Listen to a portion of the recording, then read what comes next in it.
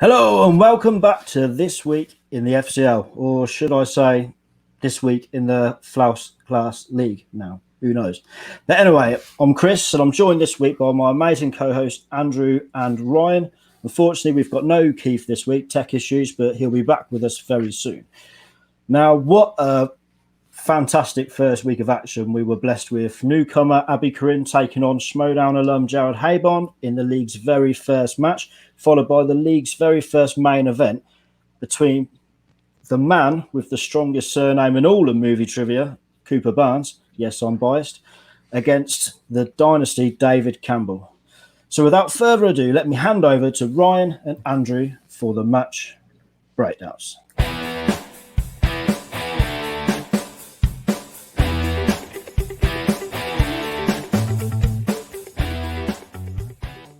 What's up? Welcome back another week, this week in the FCL, and we've got an exciting week, an amazing week. It's the premiere. That's right. Matches are now underway. We have our first taste of some movie trivia goodness coming at us, and it was not without a few moments, not without a few technical difficulties, but I got to say they put on a hell of a show, and we're going to tell you all about it right now as we get into the matches that we had this week.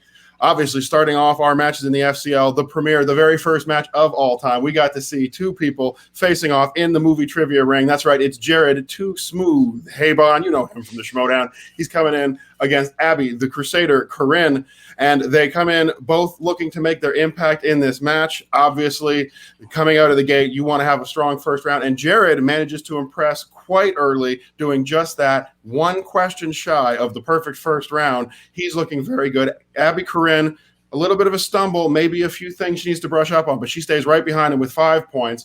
Coming out of this first round, as you were watching it, I got to say, Ryan, what were your thoughts on this matchup, round number one? Yeah, for me, it was good to see, one new competitor and someone we've seen previously compete within the MTS. So you get a few different flavors thrown in there for good measure. I thought it was good, and to see Abby, still keeping pace with Jared, even though she had a few mishaps here and there. It's good to see that. And also, this is her debut match, so maybe first day jitters, maybe first match jitters there. Maybe that was a factor in this matchup. But other than that, good to see these two competitors go at it. Had some interesting questions from a couple of cool categories, as well as a few other things that happened during the course of this matchup. Yes, indeed. And, of course, coming out of that first round, we're coming on to this matchup, and Abby is looking to make up some space on Jared. Jared starts off round number 2 for us. He spins away. He lands on directors, and he decides he's going to stick with it. Good performance here in round number 2 coming from him as he goes all 4 questions. He gets his first for 1 point. He puts 2 points up on his next 2, and he does miss 1 question in this round, but no steal made by Corinne, so he's only going up 5 more points at the end of the round. And as it goes over to Corinne, she spins, and she ends up on spinner's choice. So we know something about Abby. We're learning something right here about a new player with a great attitude. I love the way she performed in this matchup as she picks Middle Earth. So there's a strength on the wheel we know Abby is very confident in. And I got to say, not a bad choice. She does take her shot at it. She does try to get as many points as she can. And what does she come out with? That's right. She goes 2, 2, 2, and unfortunately does miss that 4th question. And Haybon, not content with what Abby got coming up against him, he decides he's going to make that steal. He manages to pick up that steal, get those 2 points, giving him quite a lead going into round number 3. Not over for Abby, but I got to say, coming out of round number 2, Ryan, I was watching it, and I'm thinking Abby's got a lot of ground to make up, and Jared really, really holding himself well here in this match, showing what he's got. He wants to impress and get back to the Schmoedown is what I'm thinking. Yeah, absolutely. Jared, sometimes once in a while he'll second guess himself. He'll be like, oh, I knew that one. I should have put that on the board. I should have thought of that in certain ways, in certain forms. But manages to keep up. Abby tends to make up a little bit of ground there, but still, long ways to go. Round 3, anything is possible within round 3 in any of these matchups within any of the divisions themselves.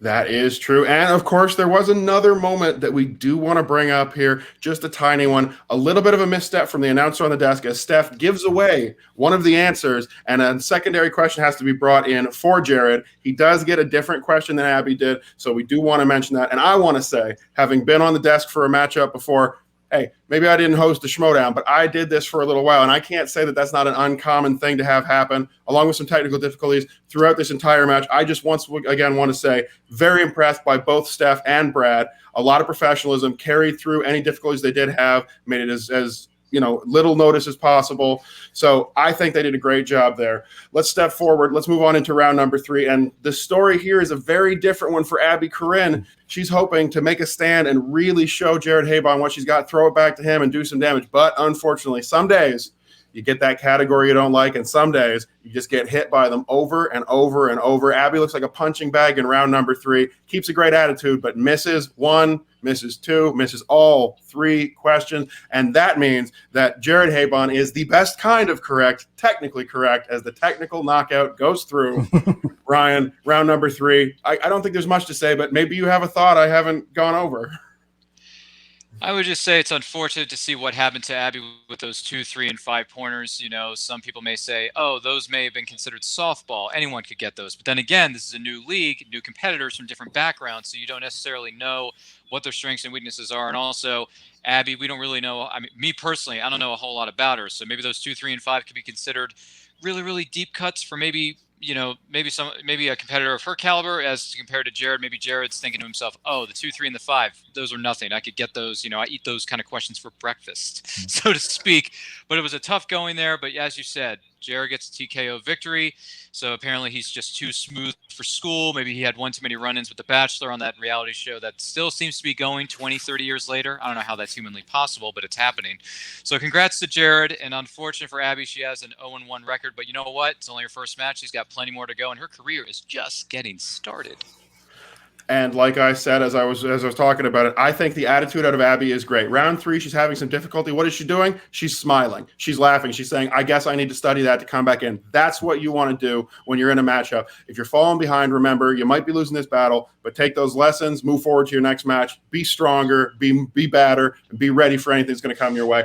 I love the performance by both of these, but in the end, the man on that long-running reality show, as a fan of Survivor since season 1, I'll say nothing about long-running reality shows. He does take down the victory. He does get the rose, as it were. Good match from Jared Habon, and great debut performance from Abby. I like both of these competitors. I can't wait to see a little more from both of them, and I think they gave us a pretty good start to the First Class League, but as we know, that's not all we got on this first show.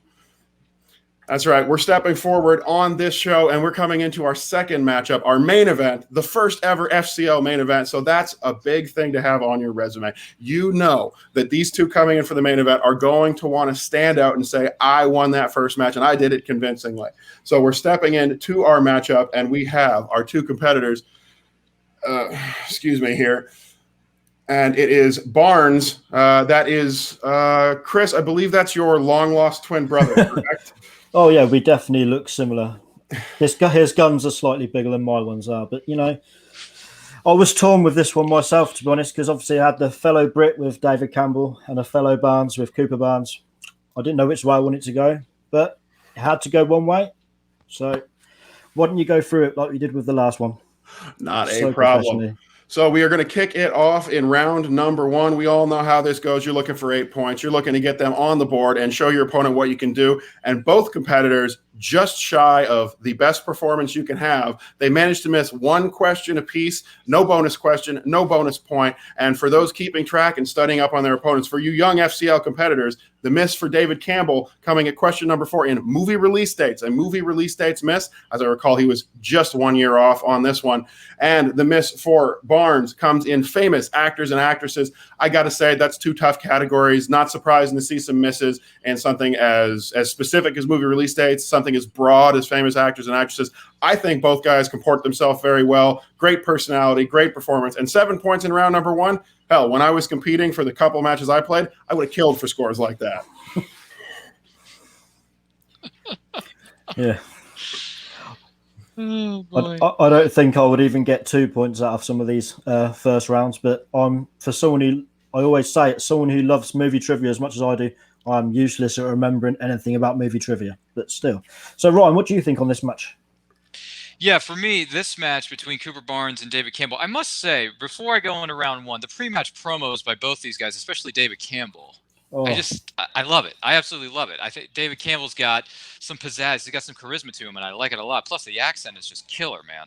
yeah. But yeah, as far as round one goes, yeah, some good questions, good categories. These guys are trying to, compete against each other, go neck and neck going into round number two. But round number one was fun to watch, get to see a little taste of, some of these things these competitors may know, some things they may need to go back and study up on. But man, one thing's for sure, if there's anything about this match that I can say, it was entertaining to watch, that's for sure, especially because of one David Campbell.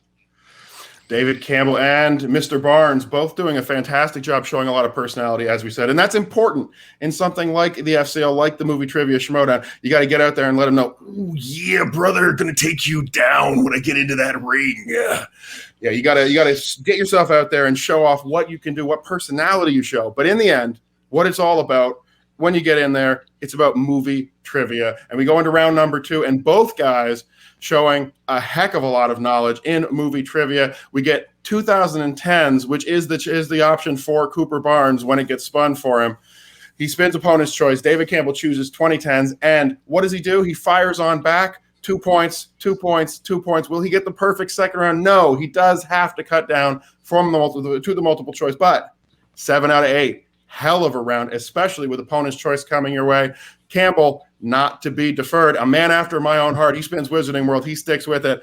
I love these films, and I love this performance. You cannot do better. 4 questions, 2 points apiece. Bam, bam, bam, bam. Knock them all down. Perfect. Second round for Campbell. What more can you say about that, Ryan?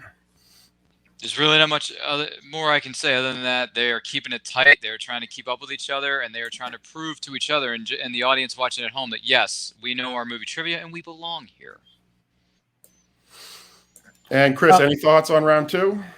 Not really. I just think both of these guys, I can't see, especially with all the free agencies coming up, once they get selected in one of those groups, which we'll talk about later on, the first group that's come in, I can't see them not getting picked up by the Schmodown. David Campbell, I think we could be looking at the FCL's first champion with either of these two. So I think there's a very strong possibility. But yeah, it's, Andrew, head us into round 3, and then we can have a look at how they did there. Alrighty, well, round number 3 is coming your way, and once again, these two competitors, I will repeat it because I said it before, but it bears repeating for you. They definitely wanted to put on a show. They do not want to be taken lightly by any of the other competitors. They want to show you what they can do. And once again, they do it. As we push through these questions, both competitors managed to go ahead with the 2 and the 3, bringing us to our 5-point question. It's a cliffhanger. It's that moment of tension. And we start off with Barnes. And unfortunately, much like the 3 of us going out to dinner together, Barnes will ultimately pay the price as he fails his 5-point question, falls just shy. And Michael Campbell, very impressive all the way through. 7 in round 1. Perfect second round with his category of choice, and gets his 2 and his 3, never even has to go to the 5, taking down the win, looking very good. But Barnes, nothing to sneeze at. Good personality, great performance, and just one question away from really putting the pressure on. I think anybody who's looking at either of these players, maybe you don't want to see them as your next matchup in the FCL. Maybe you want somebody else to warm yourself up first and get ready, because what a heck of a match. I think this is a great main event for the FCL, and if this is what we're looking forward to with competitors going forward, I got to say, this week in the FCL is looking forward to a bright future, as is the FCL itself. What a great matchup. Ryan, what did you think of round 3?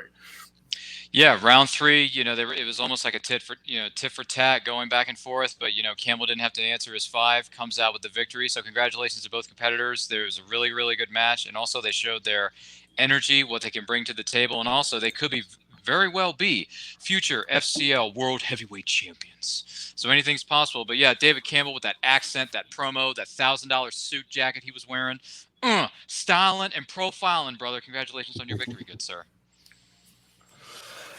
And that is, of course, all the matches for this week. But we'll throw it over to Chris now, and we'll see what else we have coming up for you in the show.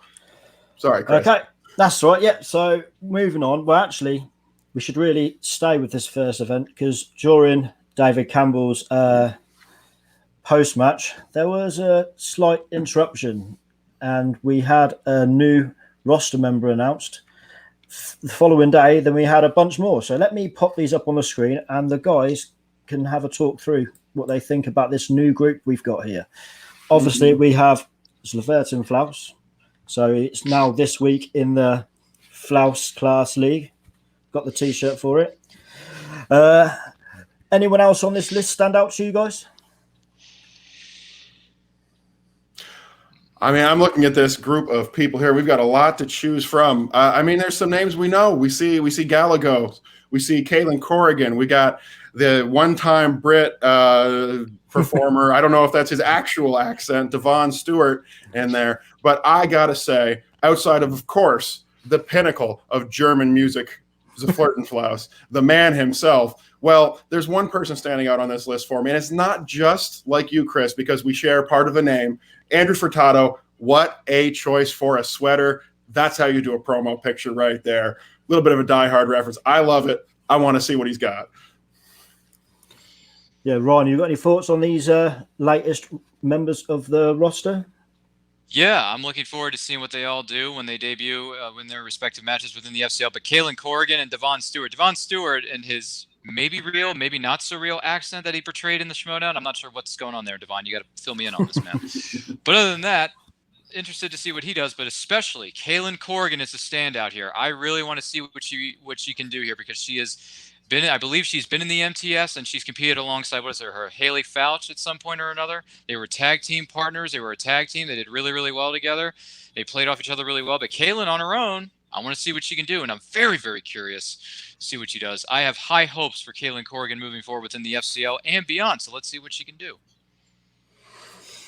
Here's my question for you, Chris. I mean, not just who of these people on this list are you looking forward to seeing, but when are we going to start our interviews? You're reaching out to all these competitors and telling them the best show in the world is waiting for them, right? They're going to come on this week in the FCL and talk about it. Competitors, feel free to hit us up on Twitter. Reach out to me, reach out to Ryan, reach out to Chris. We want to talk to you. We want to hear your excitement. We want you to tell us why you're going to set the FCL on fire. So please feel free to reach out to any one of us. Would love to have that happen. Sorry to interrupt, Chris. I just thought I'd throw that out there, shoot our shot. Let's get some of those competitors. Follow us on Twitter, guys. This week in the FCL.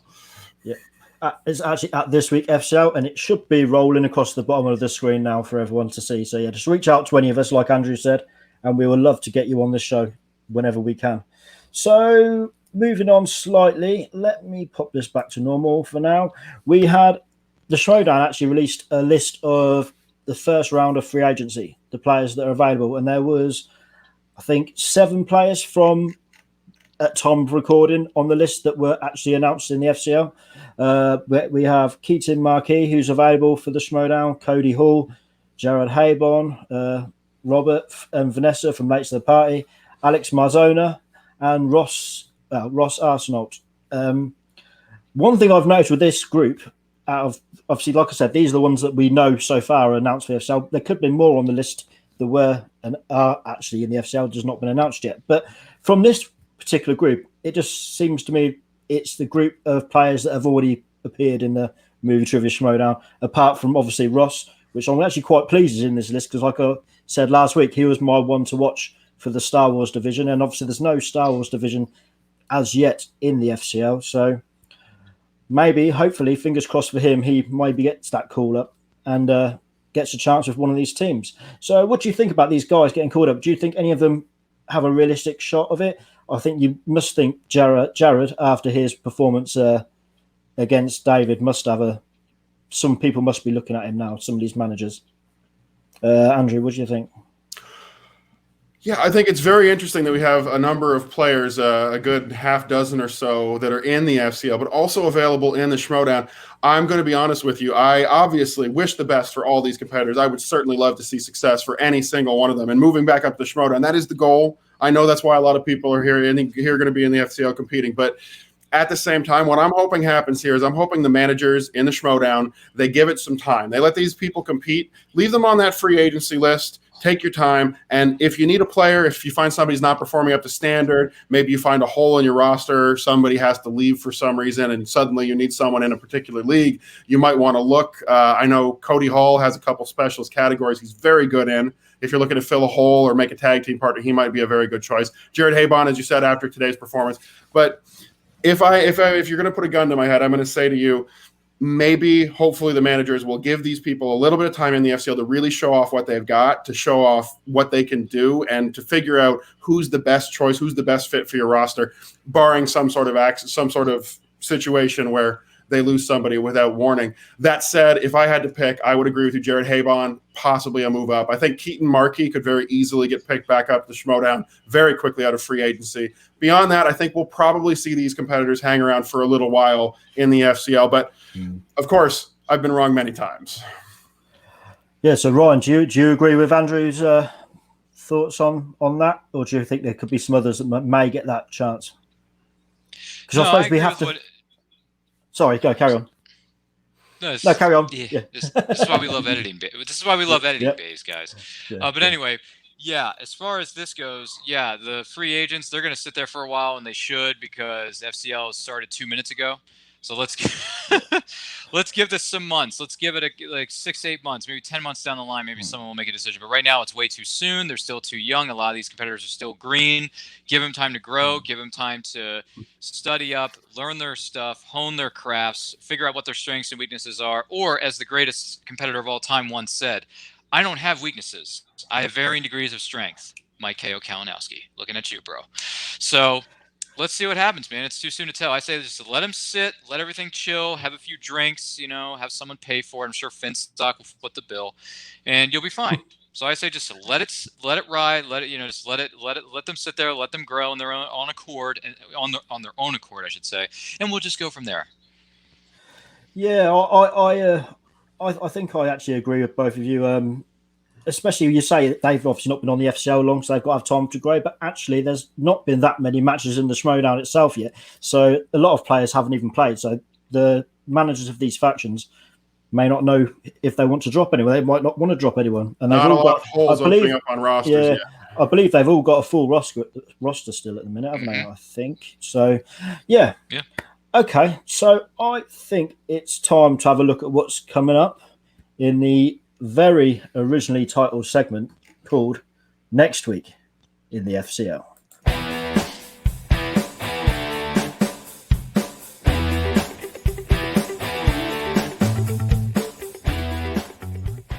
So coming up next week in the FCL, we have 2 more matches coming your way. We got Furtado going against Adams, and then the main event for that week in the singles division is going to be Frost versus Batagolia, and I'm probably mispronouncing and butchering the heck out of that. But you know what? We're going to try to get things right as we move forward. We're only 2 weeks old, guys. 2 weeks old. But anyway, both these matches, looking at these competitors in the match cards, I can tell some of them may have a bit of a swagger to them, maybe a bit of charisma somewhere in there. I'm not really sure. I don't know anything about these 4 competitors, but I'm looking forward to seeing how they do within their respective debut matches. Andrew, what do you got to say about these 2 matches? Well, obviously, I mean, I know a little bit, just a tiny little bit about one of the competitors in these matches, as we've seen Adams before. He's obviously a name on YouTube. That's going to be an interesting matchup to see if Furtado can really make a name for himself against somebody that has maybe the previous name recognition. 2 dapper gentlemen, both wearing collared shirts, ready to fight. I mean, we haven't seen them compete yet, so I can't say much about their strengths, but I think, like this week, if you're getting on an FCL card, you already have a little bit of a chip on your shoulder because you want to get to the Schmodown, and then they put you on a double header card and you're the opener. That's when you bust your butt and you work hard and you show them, I should have been the main event. I think that drive is probably there for both of these 2. And as far as the other match, Frost versus, I'm going to say Batolia. Sorry again as well if I got that wrong. Nice looking young lady. She's dressed respectively versus a man wearing an Adidas tracksuit and a neck chain. I mean, I got to think he's going to be the dirtier fighter of the 2. So if there's any way to cheat, he might get it through. Just stereotypes. I'm sorry. I've seen too many mob movies. I don't know. I don't know anything about these 2, but again, that's part of the major excitement here in the FCL. These are not just the same competitors we've seen forever. And while I will always sit down and watch a Kalinowski or a Roca or a Merle step into the ring. Or, of course, the guy responsible for this, Mark Andreyko. Got to shout you out, Andreyko.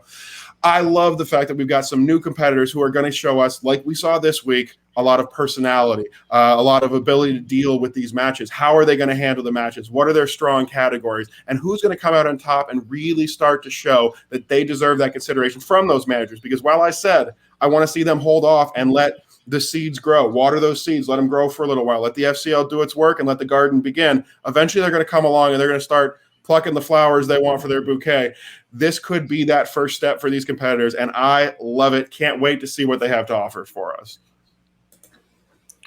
Yep, I just pretty much echo both of your thoughts on this. Again, I'm not familiar with any of them too much. Obviously, I know Robert Adams from his appearance in the Schmodown and from the Cine Fanatics, but I'm just generally excited to see all these new people and see what their where their abilities in movie trivia lie and what their knowledge type is.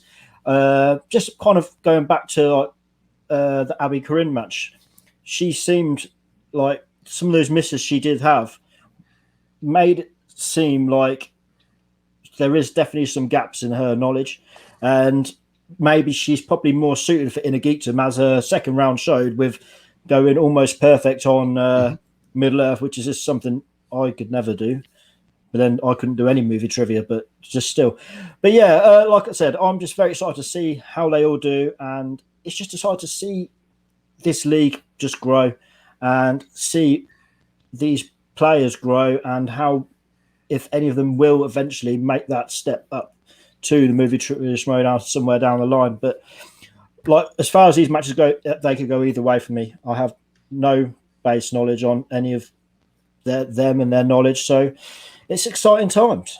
So I think that's probably pretty much it for this week on the FCL and this episode of This Week in the FCL. So, Andrew, any final thoughts, and where can everyone find you? Absolutely. A couple of final thoughts. As I said, the FCL is a developmental league for the Schmodown. That's the basics. You all know it. But what it is for me is its potential, its excitement. It's new competitors who are going to make their names. Maybe some old competitors who are going to sharpen their steel when they come out of the Schmodown down into the FCL and fight their way back up. I love this league. I love young players, and I love an expansion of what we're getting out of movie trivia on YouTube. It's a niche market, but we love it over here. And we love coming to you every week here in This Week in FCL.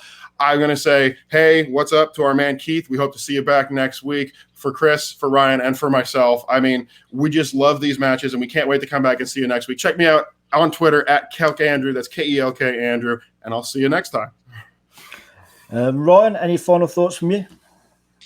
I can't follow that up. Andrew's just too good at what he does. But I will say, you can find me on Twitter, any place, anytime, anywhere, at RyanRPM5. And also check out our YouTube channel, Nerd Culture. New videos are being posted on our channel each and every week. So if you want something nerdy, maybe a little something Inner Geekdom, it may not be Inner Geekdom trivia, but it's still Inner Geekdom. It counts. It counts. It's canon, sort of. Check us out on YouTube. Like, comment, subscribe. Do all that stuff. And I look forward to coming back here once again next time for This Week in the FCL. Chris, back to you. Yep, and obviously I am Chris, and thank you very much for joining us again. You can find me on Twitter at ChrisBarnes_UK. Obviously find the show on Twitter at This Week FCL, and you can also find me on Instagram at The Movie Barnes, where I amateurly review movies. See you all soon.